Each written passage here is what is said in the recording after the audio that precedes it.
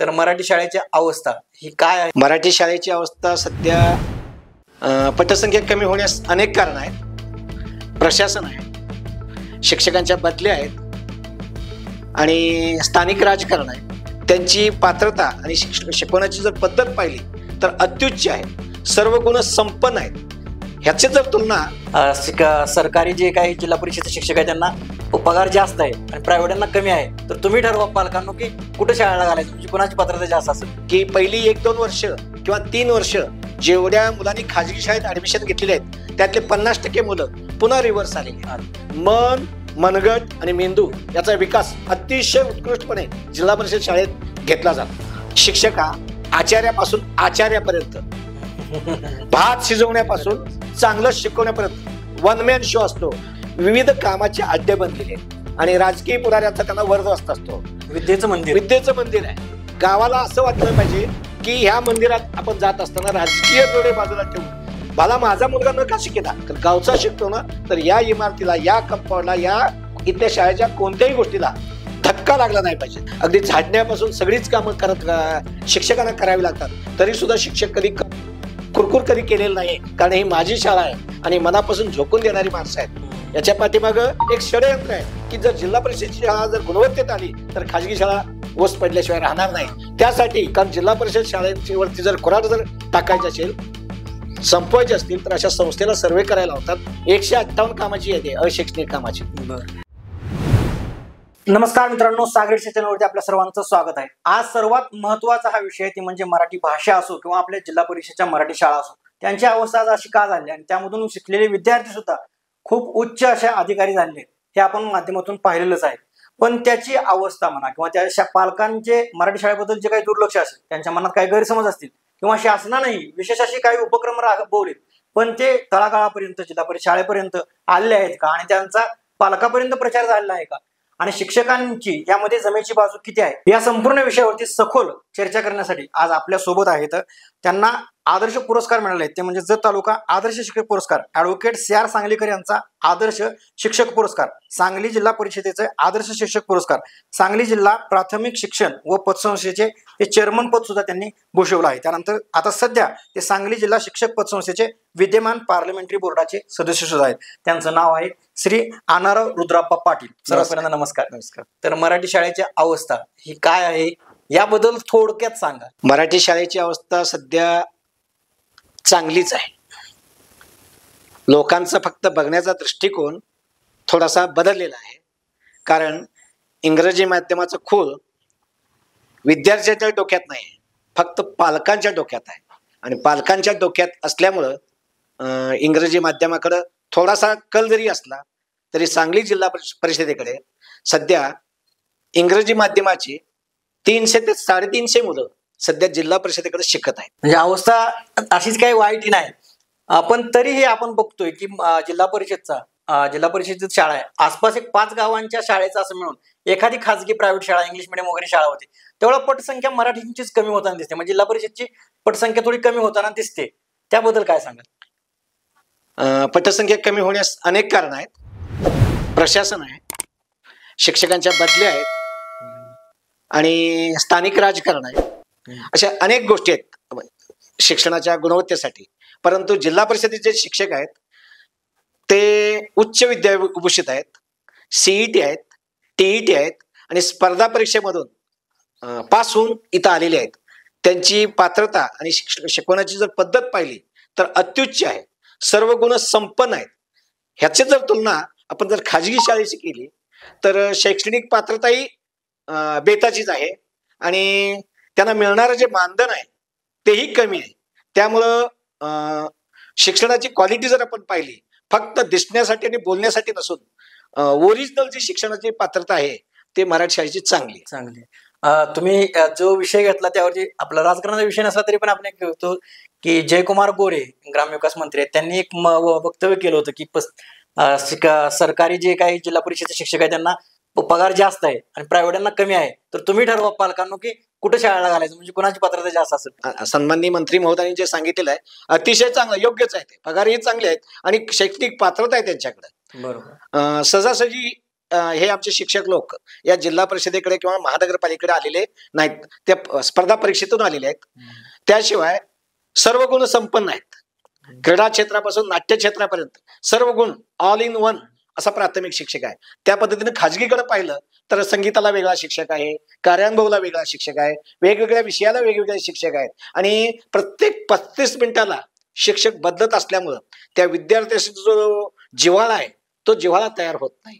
आणि आमचा जिल्हा परिषदेचा जो शिक्षक आहे तो ठराविक काळ अगदी आईच्या ममतेनं किंवा प्रेमानं जो जवळ घेण्याची जी स्किल आहे ते खाजगी शाळेकडे नाही.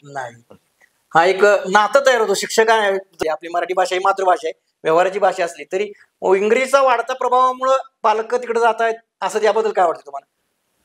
ज्या ज्या पालकांनी इंग्रजी माध्यमात घातली आपली मुलं, परंतु सध्याचं चित्र असं आहे की पहिली 1-2 वर्ष किंवा 3 वर्ष जेवढ्या मुलांनी खाजगी शाळेत ऍडमिशन घेतलेले आहेत त्यातले 50% मुलं पुन्हा रिव्हर्स आलेले आहेत. फक्त ड्रेस कोड, बूट आणि टॉय याच्यासाठी पालक भुललेले आहेत. आणि त्यातल्या त्यात बसमध्ये जो त्यांचा वेळ जाणार आहे, बसमध्ये जे मॅनेजमेंट आहे ते काय इतकं परिणामकारक नाही. आमचा जिल्हा परिषदेचा मुलगा वाडी वस्तीवरून जो स्वतः 3 ते 4 किलोमीटर हसत खेळत चालत येतो, शारीरिक त्याचा व्यायाम होतो आणि शाळेत आल्यानंतर जे एक वेगळं विश्व तयार झालेलं आहे. विशेषतः सांगली जिल्हा परिषदेनं एक उत्कृष्ट उपक्रम राबवलेला आहे मॉडेल स्कूलचा, तो राज्यानं घेतलेला आहे. बरोबर. आपला जो उपक्रम आहे सांगली जिल्हा परिषदेचे माननीय मुख्य कार्यकारी अधिकारी किंवा कलेक्टर जे डुडी साहेब होते यांनी खूप मोठी स्कीम म्हणा किंवा शाळेच्या संदर्भात जी राबवली की भौतिक सुविधा राबवायच्या. आपल्या प्रत्येक केंद्रामध्ये एक मॉडेल स्कूल आहे. सांगली जिल्ह्यामध्ये 148 मॉडेल स्कूल आहेत जिल्हा परिषदेचे, त्यानंतर पीएमचे आहेत, सीएमचे आहेत. आणि यामुळं एवढ्या भौतिक सुविधा प्राप्त झाल्यामुळं, शिक्षकांना विविध प्रशिक्षण दिल्यामुळं आणि लोकांचा सहभाग वाढल्यामुळं सध्या जिल्हा परिषद शाळा चांगल्या पातळीवरती आहे. जर सध्या शिष्यवृत्ती परीक्षेचा चालू वर्षाचा निकाल पाहिला तर 17% मुलं जिल्हा परिषद शाळेची शिष्यवृत्तीला बसलेली आहेत आणि 40% मुलं फक्त खाजगी शाळेचे. बरोबर. म्हणजे शासकीय जे जिल्हा परिषद शाळा आहे त्याचा टक्केवारी जास्त आहे त्या तुलनेने बघायला गेलं. मग तरीही मग हा जो समन्वय आहे पालकांचा, शिक्षकांचा असो किंवा शासनाचा असो, शासन सुविधा जिल्हा परिषदेला देतं आणि जिल्हा परिषद शाळेचा आता इतका टक्केवारी जास्त आहे शिष्यवृत्तीमध्ये, तरी पालकांच्या मनात असे गैरसमज आहेत जिल्हा परिषदेबद्दल.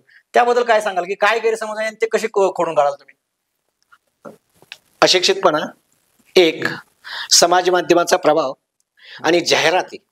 सध्या मीडियाचं जग आहे. खाजगी शाळांच्या ज्या जाहिराती होतात खूप मोठ्या प्रमाणात होतात आणि दारात जर बस आली तर वडिलापेक्षा आईला एक क्रेडिट वेगळं वाटतं आणि आपली जी इच्छा आहे आई पालकांची ती इच्छा पूर्ण करण्यासाठी आपल्या पाल्यात पाहतात की मला जे मिळालं नाही ते मिळवून देण्यासाठी. परंतु परिस्थिती जर पाहिली तर मातृभाषेतून जे शिक्षण आहे ते उत्तम शिक्षण आहे. कोणालाही आपण पाहिलं तर मातृभाषेतून जी मुलं आतापर्यंत RR पाटलापासून अगदी बिरुदेव ढोणे जो झाला तोही जिल्हा परिषद शाळेत शिकलेले आहेत. अजूनही त्यांना वाटतं की ही माझी शाळा आहे आणि शाळा ही माझीच असली पाहिजे. माय मरो पण मावशी जगो ही संकल्पना जी होती असं न करता माय जगली पाहिजे. जिल्हा परिषदेला आतापर्यंत देशाच्या राष्ट्रपती पदापर्यंत जी माणसं गेलेली आहेत ती सर्व ही जिल्हा परिषद शाळेतून गेलेली आहेत. खाजगी शाळेतलं असं एकही उदाहरण सांगा की खाजगी शाळेमध्ये शिकून त्याचं पर्सेंटेज पाहिलं तर 0.30% होतं आणि हे जिल्हा परिषद शाळेचं 70% पर्यंत विविध क्षेत्रात शास्त्रज्ञ APJ अब्दुल कलाम असतील, राष्ट्रपती सर्वपल्ली राधाकृष्णन असतील, सर्व हे शिक्षक होते.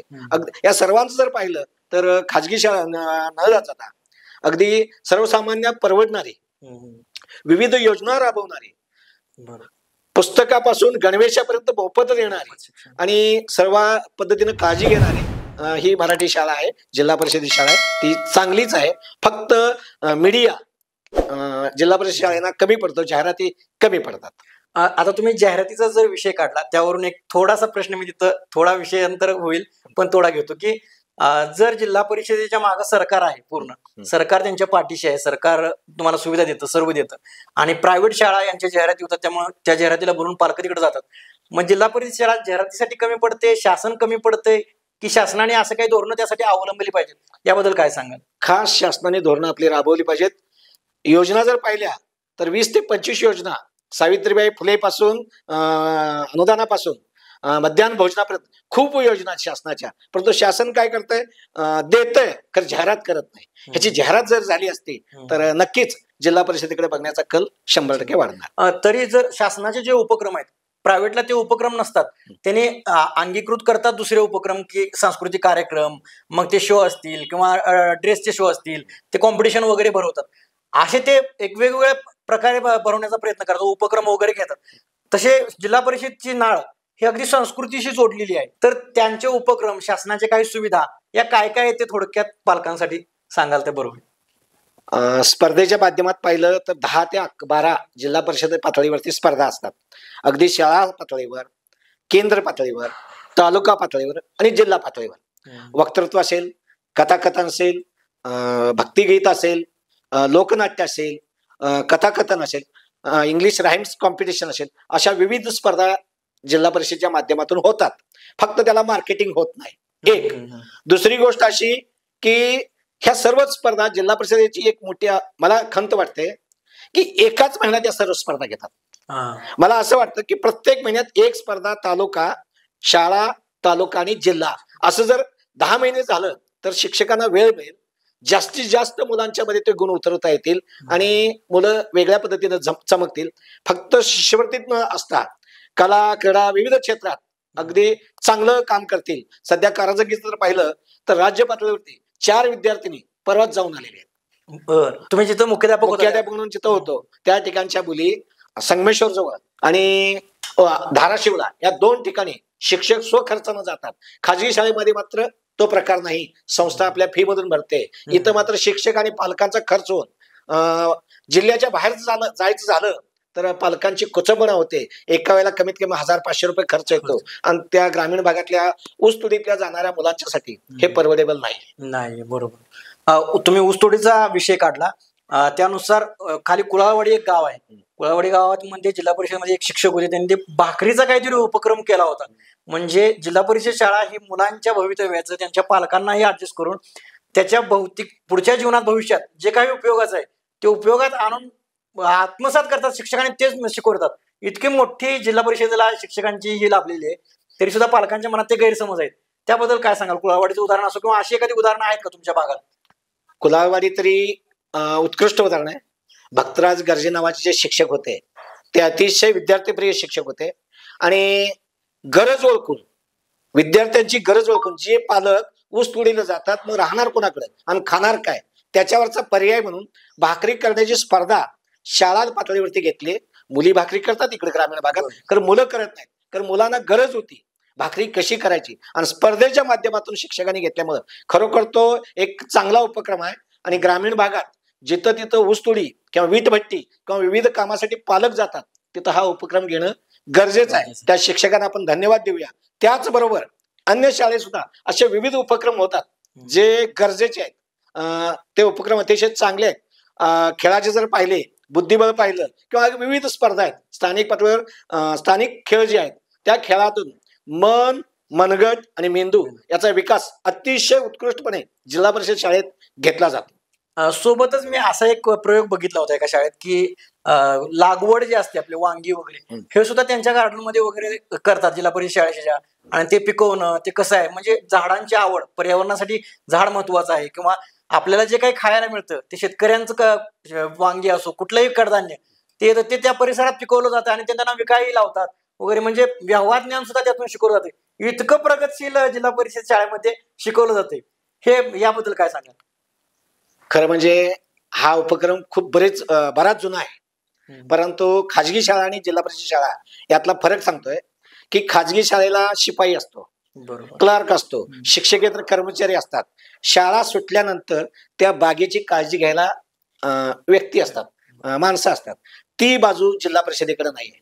जिल्हा परिषदेचा शाळेत शिक्षक हा आचार्यापासून आचार्यापर्यंत, भात शिजवण्यापासून चांगलं शिकवण्यापर्यंत वन मॅन शो असतो आणि ही माणसं इतकी म्हणजे मनापासून तळमळीनं काम करतात.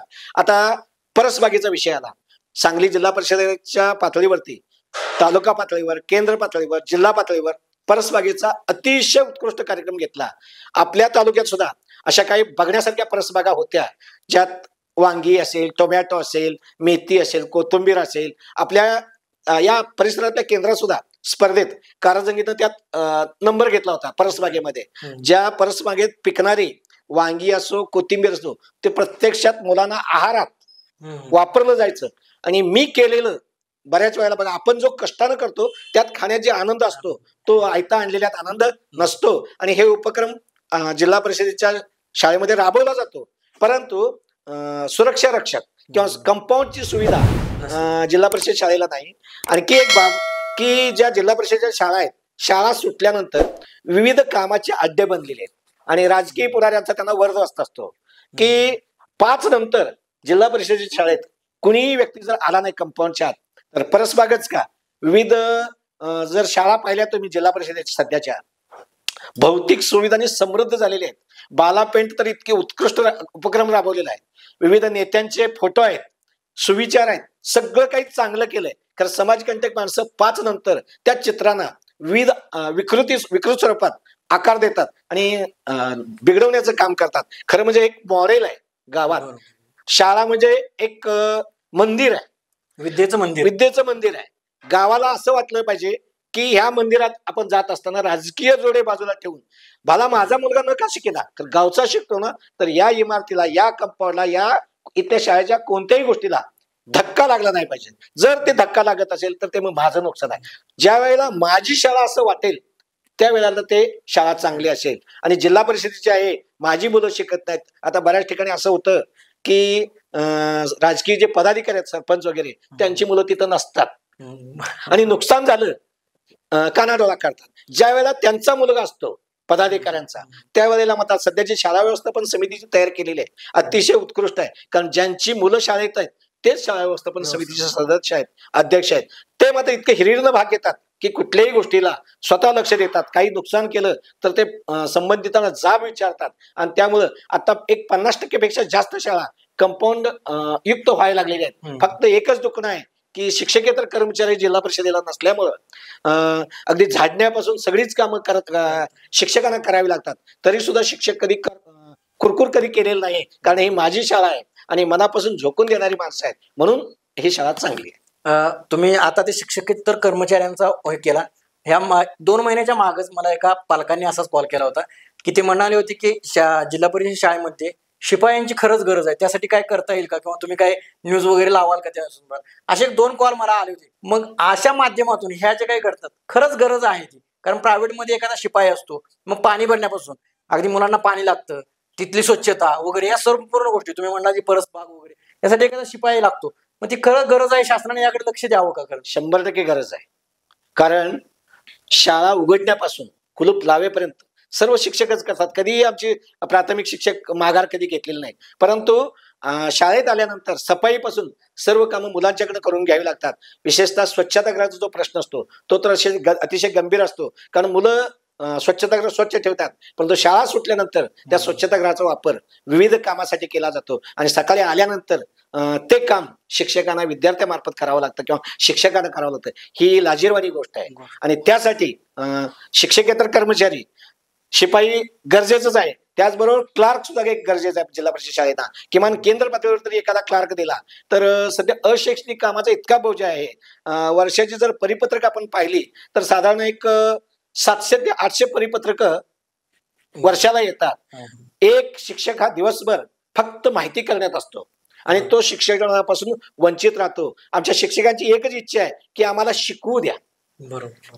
माहिती काय, पट बदलत नाही, कास्ट बदलत नाही, विद्यार्थी बदलत नाही, सगळं तेच आहे. कारण ही माहिती पुन्हा पुन्हा मागण्याचं एक षडयंत्र आहे.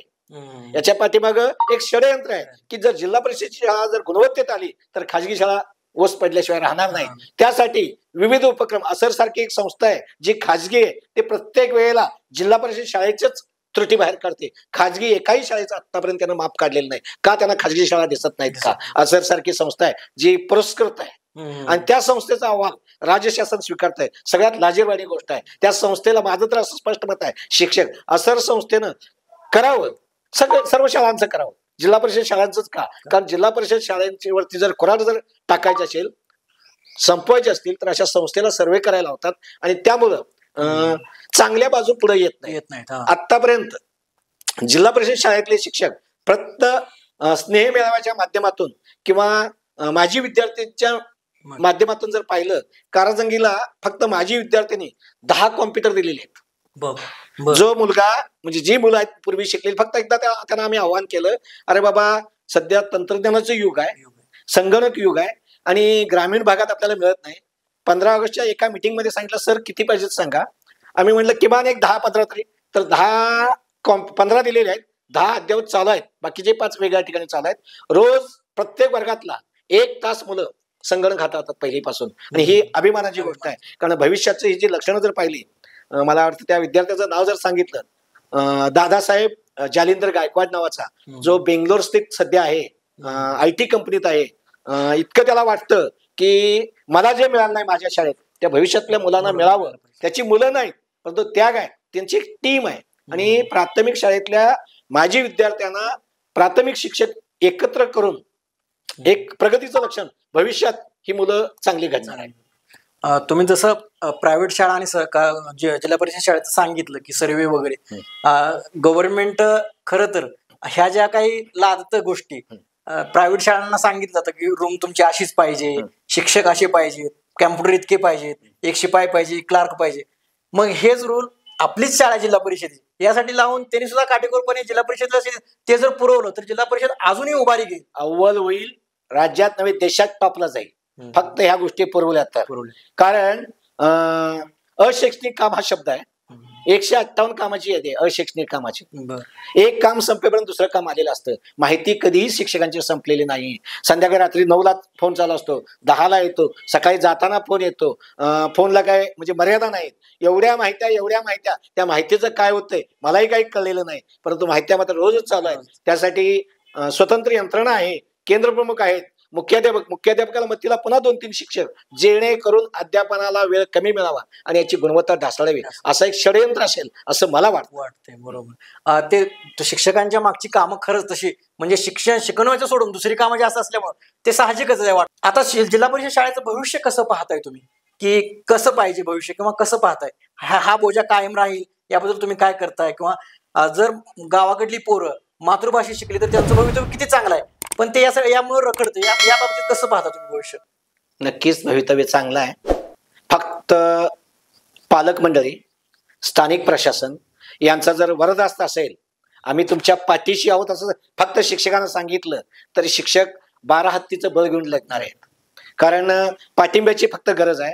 आणि जे जिल्हा परिषद शाळेला जे सुविधा आहेत त्या भविष्यात म्हणजे आणखीन जर वाढल्या तर अजून गुणवत्ताला तोड मिळणार नाही, नक्कीच वाढेल. आणि पालकांचा दृष्टिकोन बदलण्यासाठी सध्याची जी यादी आहे, सध्या जे विद्यमान पदाधिकारी आहेत, अधिकारी आहेत, ते सर्व जिल्हा परिषद शाळेतनं गेलेले आहेत. प्राध्यापक मंडळ आहेत तेही जिल्हा परिषद तहसील कार्यालय आहेत. परंतु शिक्षकांना जो स्थान मिळालं पाहिजे, जे विद्यार्थी शिकून गेलेले आहेत जिल्हा परिषद शाळेमधून, त्यांना सुद्धा असं वाटत नाही की ही शाळा माझी आहे. फक्त विद्यमान प्रशासनानं अधिकाऱ्यांनी जर ठरवलं, प्रत्येक अधिकाऱ्यानं जर किमान एक शाळा दत्तक घेतली, एकच शाळा फक्त दत्तक घेतली आणि महिन्यात फक्त 1 दिवस जर आले त्या शाळेवरती, 1 महिन्यापूर्वीची काय अवस्था होती आणि आजची काय, फक्त जर बळ दिलं तर नक्कीच गुणवत्ता सुधारेल.